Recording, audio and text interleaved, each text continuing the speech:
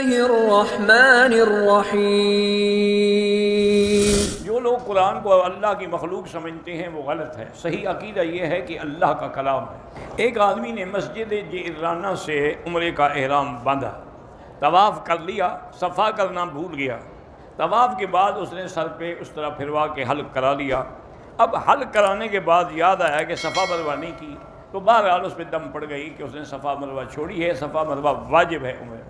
ہاتھ دھونے والے ٹینک میں کھڑے ہو کر پیشاب کرنے کی عادت ہے، خاص طور جہاں بیٹھنے سے نجاست کا خطرہ ہو، ٹھیک ہے، پھر اسی جگہ کو دھو ڈالا کریں، پانی بہا لیں، مجبوری ہے، آپ دوسری جگہ نہیں بیٹھ سکتے۔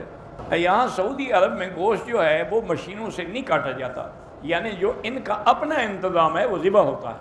البتہ جو گوشت باہر سے آتا ہے ان کے ساتھ کنٹیکٹ یہی ہے کہ وہ ذبح کر کے بھیجیں گے، لیکن اعتبار نہیں کیا جا سکتا۔ نفلی طواف ہو یا عمرے کا یا حج کا، ہر طواف کے بعد 2 رکعت پڑھنا واجب ہے، نفل نہیں ہے۔ ایک عورت ہے، اسے طلاق ہو گئی، اس کا ایک بیٹا ہے، ہم اس کو زکوٰۃ کی رقم، اگر وہ غریب ہے تو زکوٰۃ دے سکتے ہیں۔ اگر خواتین نے مصنوعی زیورات پہنے ہوئے ہیں نماز ہو جاتی ہے۔ اللہ تعالیٰ تمام مسلمانوں کو اور ان کی اولادوں کو کامیاب کرے، صالح بنائے۔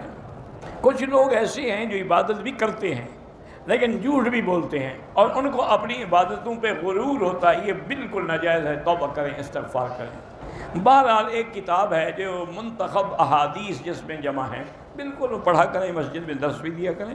میاں بیوی جماعت کرا سکتے ہیں، اگر کوئی اور نہ ہو تو کرا سکتے ہیں۔ نوز پتہ نہیں فٹنگ کے ساتھ عمرہ ہو سکتا ہے، بہرحال وہ نہیں باندھنا چاہیے نقاب، کپڑا آگے لٹکا کے رکھے، نمازی کے آگے سے نہ گزریں، کوشش کریں، مجبوری ہو تو سجدے کی جگہ سے دور ہو کے گزر جائیں۔ عمرے کے اندر سب سے بڑی چیز جو ہے وہ نیت ہے، احرام ہے اور طواف، پھر صفا مروہ جو ہے واجب ہے، حلق جو ہے وہ واجب ہے۔ طواف یا صفا کے چکر کم ہوں، اگر ایک آدھا چکر کم ہو تو پھر تو ہو جائے گا، لیکن زیادہ کم ہو تو دوبارہ کریں۔ داڑھی رکھنا جو ہے یہ بالکل واجب ہے، اور اس کے منڈانے والا جو ہے وہ فاسق و فاجر ہے، گناہ کبیرہ کا مرتکب ہے۔ اور داڑھی جو ہے صرف میرے آقا کی سنت نہیں بلکہ سنت الانبیاء والمرسلین، تمام انبیاء اور رسولوں کی سنت ہے۔ جنازے کے بعد جو الگ دعا کرتے ہیں وہ بدعت ہے، اصل دعا وہی ہے جو جنازے میں ہے، جو خود حضور نے کی ہے، اللہم اغفر لحینا ومیتنا۔ اس سے بڑی دعا اور کون سی ہو سکتی ہے؟ جنازہ اونچی آواز سے نہیں پڑھا جاتا، آہستہ پڑھا جاتا ہے۔ میری بھانجی کینسر کے مرض میں مبتلا ہے، اللہ شفا عطا فرمائے۔ ہمارے والد سید محمد منیر اللہ بیمار ہیں، اللہ شفا عطا فرمائے۔ پاکستان میں ایک بچی منائل شکیل کینسر میں، اللہ شفا عطا فرمائے۔ ایک آدمی نے عمرہ کیا، طواف کر لیا، صفا مروہ دوڑ لیا، اوپر والی چادر اتار کے قمیص پہن لی، پھر یاد آیا کہ میں نے حل کرانا ہے، پھر قمیص اتار دی تو پھر حل کرایا، ٹھیک، کوئی دم نہیں۔ اللہ پاک تمام مسلمانوں کو حج نصیب فرمائیں۔ مغرب کی اذان کے بعد 2 رکعت اس مستحب کی حیثیت میں ہیں، لیکن حنفی مسلک میں ان کا نہ پڑھنا زیادہ بہتر ہے۔ اگر نماز کا وقت ہو جائے، حرم نہ پہنچ سکیں، ٹھیک ہے، عورتیں ہوٹل میں پڑھ لیں۔ میری شادی کو 4 سال ہو گئے ہیں، اولاد نہیں ہوئی، اللہ سے مایوس نہ ہوں اور یقین کامل کے ساتھ وہ دعا مانگیں، رب لا تذرنی فردا وانت خیر الوارثین۔ خانہ کعبہ پر رشتہ داروں کے نام لکھتے ہیں، بالکل گناہ ہے۔ 2 طواف اکٹھے کر لیے تو بعد میں 2 رکعت پڑھنی ہوں گی۔ طواف شروع کرتے ہوئے کندھا نہیں نکالا، چوتھے چکر میں یاد آیا تو نے کہا کوئی بات نہیں، کوئی دم نہیں ہے، سنت سے البتہ محروم ہو گئے۔ کان میں تکلیف ہے تو آپ زمزم پی کے دعا کریں۔ اگر آدمی دن میں 2 مرتبہ عمرہ کرے، ہر دفعہ سر پہ اس طرح پھروانا ہوگا، بال ہوں یا نہ ہوں۔ حتیٰ کہ اگر کوئی گنجا آدمی بھی عمرہ کرے اس کو بھی سر پہ اس طرح پھروانا ہوگا۔ میں امام کے پیچھے فاتحہ پڑھتا ہوں، ٹھیک ہے، آپ پڑھتے ہیں، ہم تو اعتراض نہیں کرتے۔ اعتراض تو وہ کرتے ہیں جو فاتحہ نہیں پڑھتے ان پر، حالانکہ امام حنیفہ رحمۃ اللہ علیہ کے نزدیک امام کا پڑھنا جو ہے وہ مقتدی کے لیے کافی ہے۔ میری اولاد نہیں ہے، میں نے ایک بیٹی لی ہے گود میں، اس کی ولدیت آپ اپنی نہیں تبدیل کر سکتے، اس کے باپ کا نام ہی لکھیں گے۔ ناجائز کمائی سے مسجد کی تعمیر کرنا بالکل ناجائز ہے۔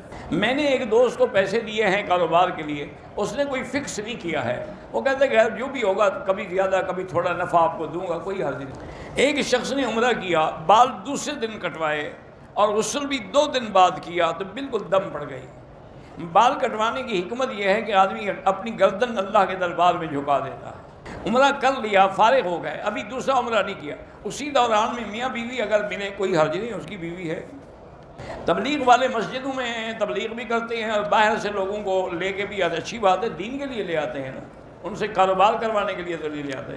میں حرم میں آئی ہوں عمرے کے لیے، حیض کی گولیاں روکنے کے لیے استعمال کی، لیکن خون کا دھبا نظر آیا اور حیض رک جائے۔ بہرحال اگر آپ کے ایام کے دن ہیں پھر تو آپ کو پورے کرنے پڑیں گے، اگر دن نہیں ہے ویسے خون آیا ہے تو دوائی لے کے آپ روک سکتی ہیں۔ مدرسے اور مسجد میں چندہ وصول کرنے کے لیے خادم مقرر کرتے، بالکل ان کو تنخواہ دی جا سکتی ہے۔ مقررہ تنخواہ پہ کوئی بندہ نہیں ملتا تو اللہ کی مرضی پھر نہ بھیجیں، جو اللہ نے دینا ہے وہ وہیں بھی آ جائے گا۔ بعض لوگ جو ہیں بد نظری کرتے ہیں، لیکن روکا جائے، کہتے ہیں جی دل صاف ہونا چاہیے۔ تو اگر آپ کا دل صاف ہے تو کھانے کی کیا ضرورت ہے، پانی پینے کی کیا ضرورت ہے؟ اس کے لیے تو تمہارا دل صاف نہیں ہے، کھانا مانگتا ہے، اور اس کے لیے تمہارا دل صاف ہے۔ حکم نظر بچانے کا ہے، دل بچانے کا تو نہیں ہے۔ نماز عصر کے بعد طواف شروع کیا، مقام ابراہیم پر 2 نفل بھی مغرب سے پہلے پڑھ لیے، کوئی حرج نہیں، پڑھ لیے تو پڑھ لیے، افضل یہ ہے کہ مغرب کے بعد پڑھیں۔ والدین کے پاؤں دھو کے پینا یہ کوئی مسئلہ نہیں ہے، مانا ہے والدین کی فرما برداری کرو، یہ تھوڑا کہ پانی دھو کے پیو اور گالیاں بھی دیتے رہو۔ 45 سال سے عورت کی عمر زیادہ ہے، وہ بغیر محرم کے آ سکتی ہے، قانون میں تو اجازت ہے، لیکن شریعت یہی ہے کہ محرم کے ساتھ آئے۔